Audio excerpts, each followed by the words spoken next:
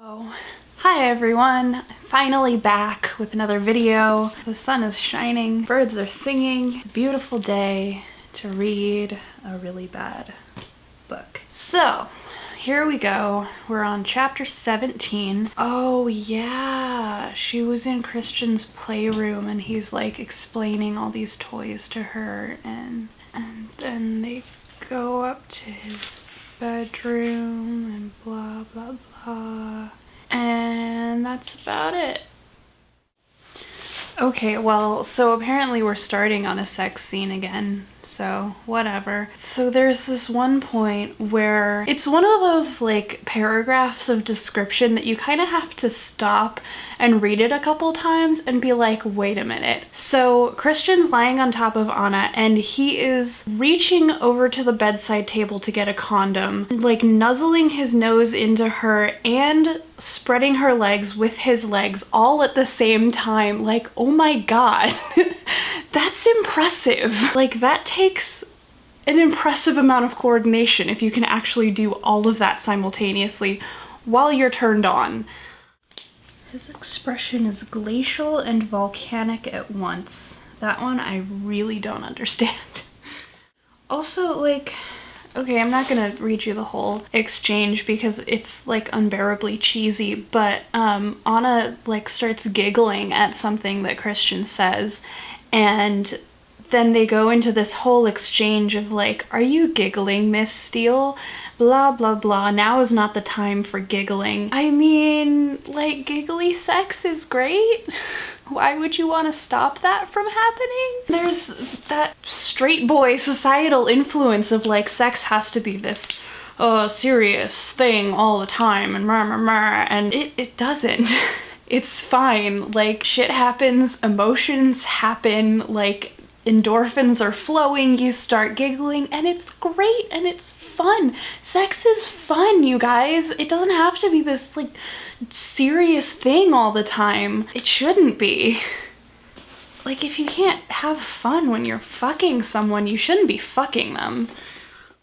Christian is finally letting Anna drive her own goddamn car that he bought for her, just by the way, in case you forgot. And she's like hella excited about it. Once again, we have a moment where E.L. James's editor was like asleep on the job because she spends 2 sentences describing how to start her car. There is no world in which that is relevant unless it's like a sci-fi story where the cars look completely different from what we would think of as cars. But like, you guys, we know how to start a car. You don't need to explain it. Thanks. Oh my god, he won't even let her have the fucking radio on. He's like, I want you to concentrate. Honey, she has her driver's license. Fucking chill. I hate Christian Grey so much. Like, I am so far out of patience for his bullshit. MP3 discs? What the fuck is an MP3 disc?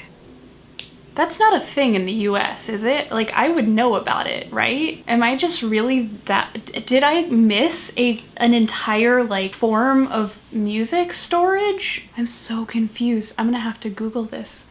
Hold on, actually. Update, Google says that MP3 discs, as separate from a CD with MP3 files on it, is not a thing that exists. So... once again, I don't know who edited this book, but like, step up your fucking game. Oh, which, by the way, that's important because Christian is like giving Anna the rundown of the kinds of music devices, whatever, that you can hook up to this car's stereo, and he says you can play your iPod and MP3 discs as well as CDs. Like I said, according to the internet, MP3 discs are not different from CDs. What the fuck? Anna just called her subconscious a rapacious bitch. Harsh much. I mean, I hate her as much as the next person, but okay, that's a little uncalled for. I'm just still not over the fact that they literally made an appointment with Christian's therapist for Anna to ask him questions about Christian. If that is not the definition of an unhealthy, unsustainable relationship, I don't know what is. Like, this isn't even relationship counseling. This is straight up, I can't talk to my boyfriend about himself. I have to talk to his mental health professional about him because he will not fucking open up to me. Like, what the fuck?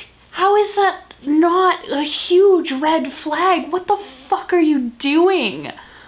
Oh my god, like, how does anyone still think that this is a healthy relationship at this point? What are the straights doing? Are the straights okay? Can you hear that? That's the sound of my Fitbit band across the paper of the book. Like, here's the thing.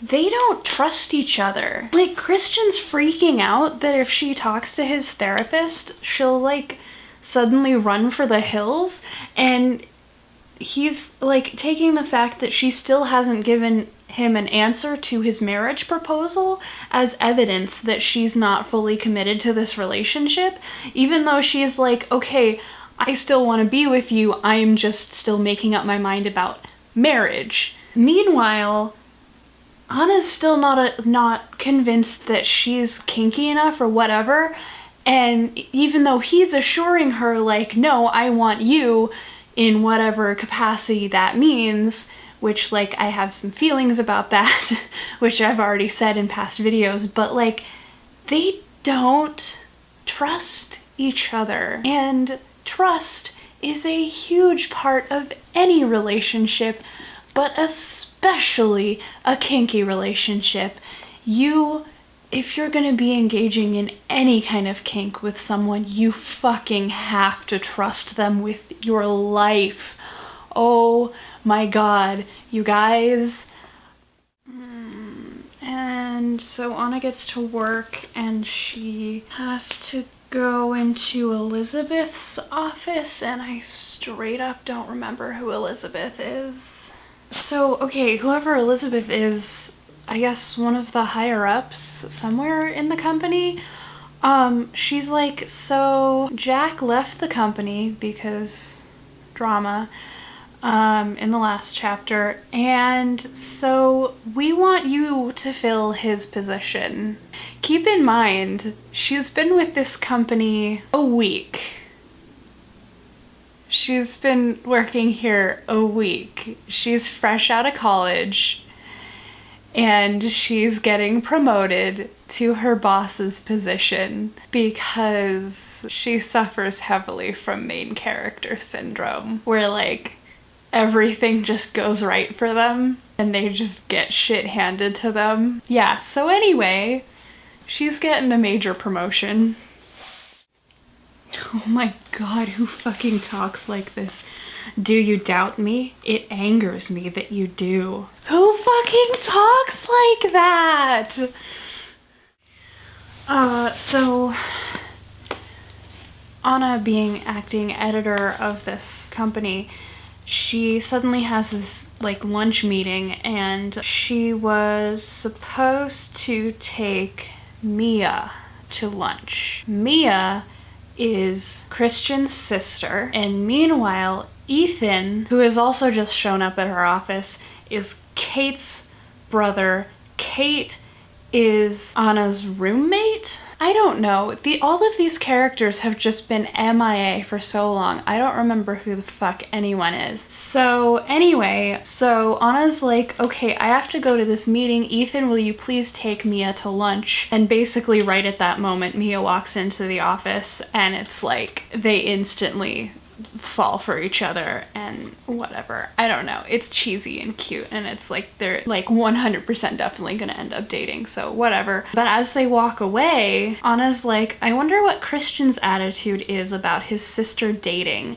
She's my age, so he can't object, can he? Which, like, first of all, of course he's gonna object to it. He's Christian Grey, and he thinks he owns, like, all the women around him, and he's a giant dick. Second of all, hi, heterosexual cultural influence again, and that stupid fucking trope of brothers being like overly protective of their sisters and automatically disapproving of any man they date and blah blah blah blah blah blah blah. I've always hated that trope. The same thing with fathers automatically disapproving of their daughters' boyfriends. Like, there's just so much misogyny and implied like possession of the women in your family in those tropes. It's like, it's ridiculous. It's like, hi, we're grown-ass women, we can take care of ourselves, we can date who we want to, back the fuck off. Like, that trope just fucking needs to die. Oh my god, I hate it so much. Hashtag, are the streets okay? So yeah, at this point Anna's back home and she's like giving Christian the summary of her day or whatever, and she mentions that Ethan took Mia out to lunch, and of course Christian's mad about it. We are ushered into Dr. Flynn's palatial office by a brisk and friendly receptionist. She greets Christian warmly, a little too warmly for my taste. She's old enough to be his mother, and he knows her name. The amount of like petty jealousy and possessiveness in this relationship is unhealthy, and I'm frankly really tired of it. I don't know. They both just need to fucking chill out. So she describes Dr. Flynn's office, and she's like, this isn't what I expected. I had in my mind's eye a stark white room with a black leather chaise lounge. This is how you can tell someone's never been in a therapist's office. The whole point is for them to try and make it like homey and comfortable and whatever. And like, I don't know, maybe if you were in a therapist's office in a hospital, it might look a little bit stark and sterile, but like, you guys, come on. Dr. Flynn sighs. Anna, in the very limited time that you've known him, you've made more progress with my patient than I have in the last 2 years. You've had a profound effect on him. Rolls eyes forever. Oh, cool. I think my brother's gonna mow the lawn outside. That's gonna sound great on video.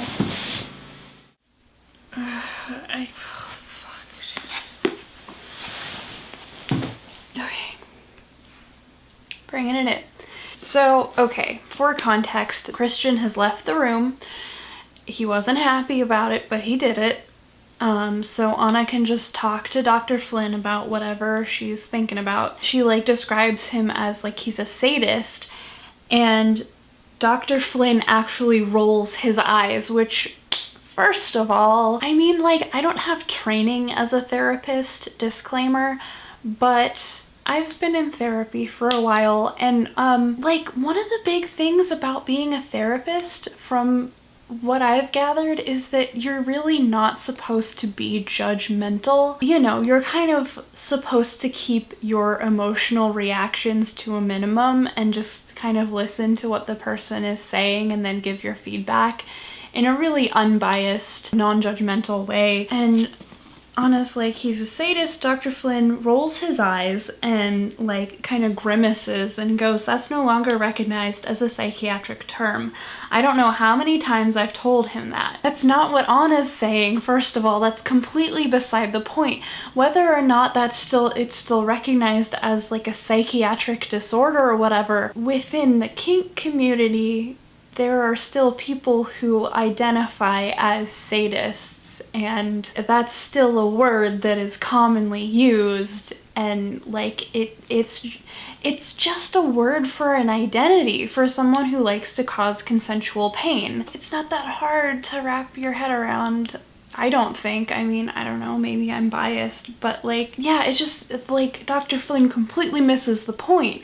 Anna's not saying like, he's a sadist, he's mentally ill because of it. I mean, I don't know, maybe she is. There's enough kink shame in this fucking series. What it sounds like she's saying is just like, okay, but he's a sadist and I'm not a masochist, so like, surely that's incompatible. Oh my god. He's like, this is a pet peeve of mine. Christian just thinks the worst of any given situation. Which, like, hi, as someone with anxiety, that's my life. The world is ending as soon as anything bad happens, because, you know, that's just the nature of having an anxiety disorder. Any therapist who treated that as a pet peeve instead of like helping me work through my fucking anxiety, I'd stop seeing them immediately, because that shit's not okay as far as I'm concerned. Which, like, I don't know, different people have different needs from their therapists, so whatever, but that just feels so unprofessional and frankly rude to me to say that something about a patient is a pet peeve. Like, that's just not okay. That's not professional. Oh, okay, here we go. Of course, there's such a thing as sexual sadism, but that's not a disease, it's a lifestyle choice. Thank you for that, at least. Christian will always think the worst of himself, and Dr. Flynn just accepts that. Thanks. Great job. So anyway, they continue on with this therapy session. Oh yeah, by the way, Christian doesn't even wait to be invited back into the room. Finally, he's just like, knocks on the door and doesn't even wait for an answer, and then he barges back into the room and he's like, okay, time's up. So anyway, they're back out at the car, and Jose calls. Yeah, I'm not looking forward to what's gonna happen next. Oh my goodness, y'all, you get to meet another one of my kitties. This is Toby. Technically he's my parents' cat, but you know. God, okay, I don't even know where to start. Anna's like talking to Jose on the phone, and she's like telling him that she lives with Christian now, or like, I mean, basically she lives with Christian now. She's been staying with him. And Jose is like, oh, okay, so you guys are getting serious. And he's like trying to ask her more questions, and she's kind of being cagey about it because she's nervous about how Christian's gonna react and how Jose is gonna react. And Jose kind of picks up on it, and he's like trying to joke about it. He's like, so are you allowed out tomorrow? And they treat it sort of lightly, but it's like, I don't know, it just blows my mind that he's like kind of picking up on how uncomfortable she is and how like possessive Christian is of her. And yet he's not being like, I mean, I don't know, maybe he just is deciding to pick his battles for now, but he's not like, okay, are you okay? Like, is this an okay situation? He's just kind of joking about it, and that, it just boggles my mind that kind of possessiveness can be treated as like, oh, okay, this is fine. This is not something I need to worry about. I don't. And then of course, when Anna hangs up, they have to have this exchange of like, you don't think Jose will try anything? And then finally, Christian holds his hands up in defeat. Okay, you hang out with your friend and I'll see you later in the evening. As if he's giving her some great gift, or like they've reached this huge compromise. Like, oh my god, dude. She's allowed to fucking hang out with her friends. Like, what the fuck? And he says, see, I can be reasonable. No, you can't, Christian. And then they have this whole like fight where Anna has to convince Christian to let her drive her own car, and then it cuts to like she's driving to wherever the fuck they're going, and he's like giving her directions, but then he's also like critiquing her driving every 5 seconds. And now Anna's pulled over on the side of the road, and they're arguing about like Christian needling her about her driving. So I mean, I guess at least she's standing up for herself, but oh my god, this is like the opposite of compelling literature. Yeah, so Christian just called Anna the most frustrating female on the planet. I won't get into my whole rant about it now, but I implicitly distrust anyone who calls women females. Just throwing that out there. Also file under the hashtag #AreTheStraights_okay. Anna's reply is, no, you are the most frustrating man on the planet, and Christian's response to that is, maybe we were meant for each other then. No? Pretty sure that's not how true love works. Why I mean, I know that like tumultuous relationships and like you love each other so much that you can't stop fighting is a thing that's kind of romanticized in our society and in our media. But like, what the fuck? Like all of the actual couples that I know that have been like in love for like forever, that's not how that shit works. They're not bickering constantly. Like, I mean, yes, couples argue, shit happens, no relationship is perfect, but most of the time they're like starry-eyed in love with each other. Christian and Anna, most of the time, are fighting. That's not what passion looks like. That's what two people whose personalities and lifestyles are completely incompatible looks like. I like literally don't understand the like societal heteronormative patriarchal ideas of romance. Sometimes, like, it's amazing. Once you unlearn this shit and can distance yourself from it, like, it's mind-blowing that anyone would think of that as romantic or sweet or whatever. I don't even know. So they've like calmed down, they're done fighting, they're back in the car, and they're talking about different methods of therapy, and Christian's like saying, you know, I've been through them all, and he starts listing all these different types of therapy or whatever, and he, like, the name Freud is on that list, which, like, okay, I don't know, maybe I'm biased, but like, I didn't realize that anyone actually still took Freud seriously. Like, I know he was a pioneer of modern psychology or what the fuck ever, but like, if you actually look at his theories, like, does anyone actually still believe that shit? Come on. Is that actually still a thing that people, I kind of hope not, like, TBH. So we're ending this chapter on a cliffhanger, I suppose, if you're invested enough in the story to call it that. They're going somewhere. Christian won't tell Anna where. They're in like a residential street heading west. They turn onto 9th Avenue Northwest, and apparently that's significant. I don't know why. Maybe if I had paid more attention to the rest of the series, I would have some idea, but as such, I will just have to wait until next month to find out what the fuck that means. That's chapter 17. Woo, we did it. We survived. Congrats. That was one of the not as bad chapters. Cool. Good stuff. I guess we'll end it there because my camera's about to die as usual. Yeah, thanks for hanging in there with me. Thanks for like waiting while I sort my shit out. Hopefully I will be back on a more regular recording schedule from now on. We'll see what happens, especially now that I'm back to being a single Pringle. It's fine. I'm fine. It's whatever. Shit happens. That's where we are. Oh, I'm supposed to give you like parting advice and or homework assignment. I don't know. Until next time, don't die in this heat wave that has been like gripping the US. If you are in the US, I don't know. I don't know where any of my viewers are from.